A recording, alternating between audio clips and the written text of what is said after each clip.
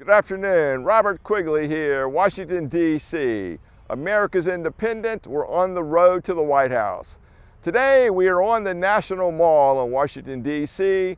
We're making a series of videos and sound bites, and we're generally talking about the campaign platform and where we're going to take America after we win the election in 2024.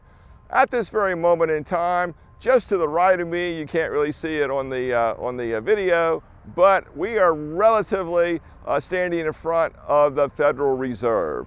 As we all know, the Federal Reserve takes center stage when we deal with economics, and since we're standing here, we might as well just point out that the current way the Federal Reserve controls the money supply as well as the price structure and employment across the economy is outdated by at least a century and a half. It is most definitely not suitable for the current time period that we're living in. So raising interest rates, lowering interest rates is a blunt instrument that does absolutely nothing about the huge portion of the economy, which is what we would call a cash economy, and it is outside the influence of interest rates by and large. But nevertheless, we'll get into that in more detail as time goes on. We need to introduce a series of regulation. We need to tweak the Federal Reserve powers. We need to ultimately do a much better job balancing the amount of products and services available in this society with the amount of cash that's floating around the society. That's the ultimate test, but there are a lot of details that we can add to that skeleton, and we will in due course. But looking over at the Federal Reserve, folks, what we see today is we see a building under construction. It's all covered up with tarp. It's got cranes and heavy earth-moving equipment around it. And at this moment in time, it is appropriate. But unfortunately, all of this the reconfiguration and work that I'm talking about does absolutely nothing to go to the substance of what is wrong with the Federal Reserve. But that's where we are today. Behind me, you might see the Capitol, you'll see the Washington Monument. And what we want to do now is we want to do a quick run through of the key campaign points from an economics point of view. First thing we're going to do is we're going to tackle global warming and the global warming impacts.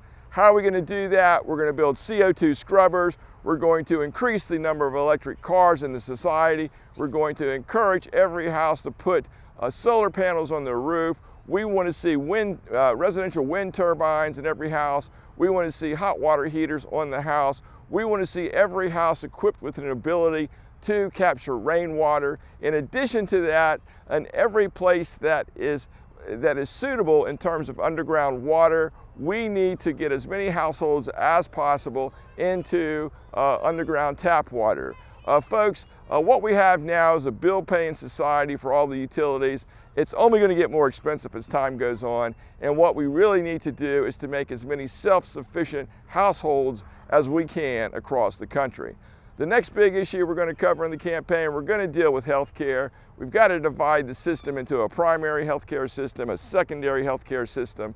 We need to catch disease early. We need to treat disease early. The one reason why people don't go to the hospital or go to the doctors is because they're afraid of the deductible, they're afraid of the cost, and humanistically speaking, everybody doesn't want to hear bad news when they go to the doctor. Nevertheless, we need to tweak the system. Quigley's going to do it. We're going to provide primary health care for free to the entire population. And basically, what does that mean? It means we go get a checkup, we find out what's wrong with us, and most of the time, like 95% of the time, it's going to be take a couple of aspirins, call me in a week, you'll be fine. But for that small percentage of cases where we find something dreadful like cancer or some other debilitating disease, then that patient will move over to the secondary health system, which is everything we have right now. So it's really a reallocation of how we distribute the resources and how we deal with solving healthcare problems. The next issue on the agenda, we're going to create millions upon millions of new business owners across the United States. You know, the SBA is part of the Department of Commerce, which is right over there, and we are going to make it much easier for new business owners as well as established small business owners to start and increase their small family business. And it doesn't matter what type of business you want to start, we're going to change the rules in the SBA such that it focuses on your ability to operate that business. Right now we have the wrong focus, which is credit scores, collateral, co-signers. Do you have a house to put up?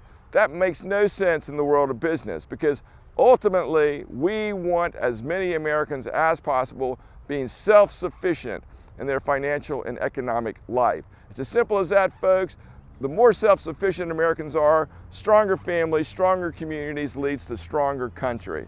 The next big issue in the campaign platform is we're going to deal with the FHA, we're going to tweak it. We want as many Americans as possible who want to own their own home to buy a home. This whole idea that we are allowing corporations to buy up foreclosed properties around the country, kicking people out into the street, making them lifelong renters, has got to come to an end. This is the absolute opposite of a stable society. Right now, the home ownership rate is 60%. It's been like that since the end of World War II, the early 1950s.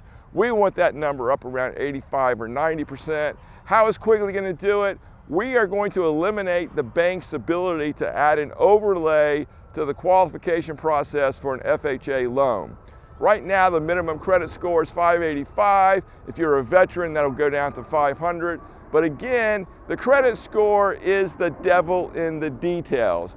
I don't know who thought of this. It had to be the finance industry, because those are the only ones that benefit from it. But think about it for a minute, folks. If you've been paying rent, I don't care what the number is, but let's just for conversation's sake say you've been paying $1,000 a month for the last 2 or 3 years, $1,500 a month for the last 2 or 3 years, 4 or 5 years, whatever it is, then obviously, if you've got a history of paying rent, then regardless of what your credit score says, you are extremely likely to be able to pay a mortgage. So we've got the wrong emphasis in terms of mortgage qualifications. So we're going to change that system. We want people in their homes. We want them to own their homes. We want stability. That's the way we need to move the ball forward in America.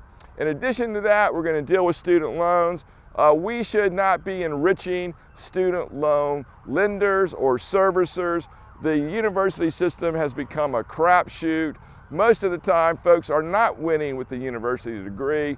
We want to make every single student loan freely bankruptable, as they were when they first came out in the 1960s. This whole idea that small numbers of the population can enrich themselves off the backs and suffer and struggling of the hundreds of millions of folks across America must come to an end. We need to be rational and smart in the way we organize society and make decisions. Now, the other big point in the campaign is we have to bring down the price structure. One of the ways we're going to do it is, of course, we're going to create the amount of products and services available in the society by the SBA program I talked about before in creating business owners. But we also need to take speculation out of Wall Street. We're specifically talking about day trading in New York. We're talking about the Chicago Board of Exchange and commodity trading. I've worked on and off Wall Street my whole life and in and out of the finance industry amongst the other things I've done. And I gotta tell you, speculation is only making the investment banks rich. Simple as that. Again, we have a situation where a small number of people are living lavishly off the backs of millions. This must stop, folks. Now, there are dozens of other little tweaks that we need to make to the system. You know, we need to deal with, we need to legalize pot across the country. We've got people in jail for buying and selling or smoking pot. Those people need to be released. Their convictions need to be expunged.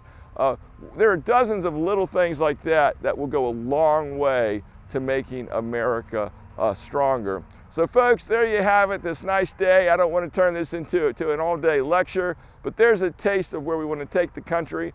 Join the team, spread the word. This is a very easy campaign to win, guys. It seems like it's an impossible task, but the only thing you have to do is go to everybody in your contacts list. Send them an email, send them a tweet, send them an Instagram message, contact them on Facebook. Do every little thing you can to spread the word. And that, my friends, will put an independent in the White House in 2024, and we are not beholden to corporate interests across America. We are on the side of folks all across this great land, and I guarantee you, I'll put my life on it, when I'm in the White House, we are making America work for everybody. there's going to be a reallocation and a sense of fairness and proportionality across the society that this great land has lost. So folks, I hope you enjoy your day. Summer is here. All the best until we meet again.